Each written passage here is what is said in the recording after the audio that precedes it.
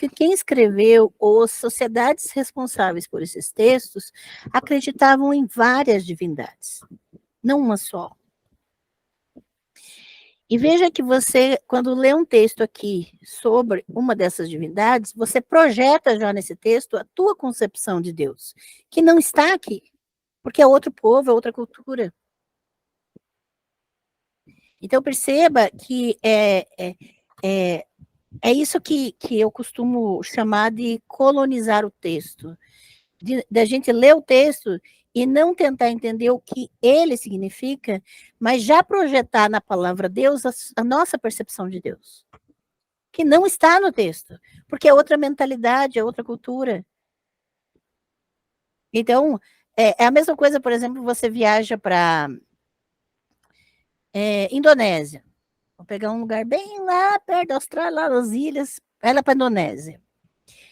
E eles comem coisas diferentes, eles se vestem de forma diferente, eles dormem de forma diferente, eles se relacionam de forma diferente que nós brasileiros, e você fica chocado o tempo todo. E você quer voltar para casa o mais rápido possível, porque senão você acostuma. Isso a antropologia chama de choque cultural.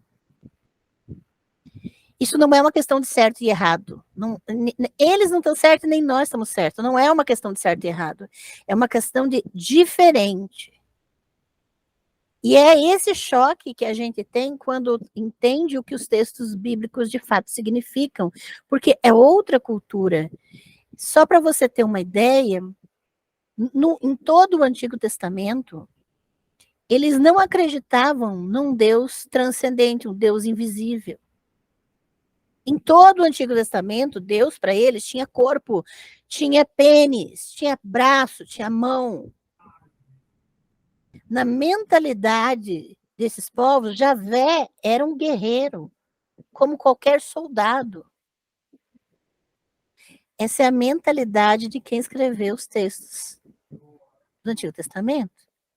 E veja que a gente já lê o texto botando a ideia de um Deus cristão, e é tanto cristão porque a invenção de que Deus é onisciente, onipresente, onipotente, nasceu num concílio da Igreja Católica. Todo o conceito em torno de Deus que nós temos na sociedade hoje, vem de concílios da Igreja Católica. Deus não era onisciente antes dos monoteísmos. De forma alguma. Perceba que a divindade ali, já em Gênesis, ela não sabe aonde Adão está.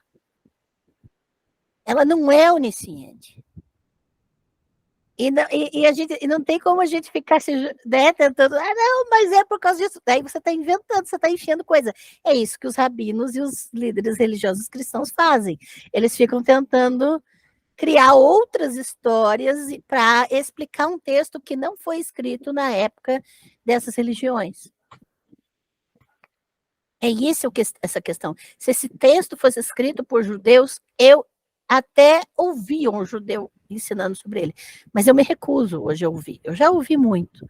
Me recuso. Por quê? Porque ele está enfiando no texto como qualquer cristão enfia.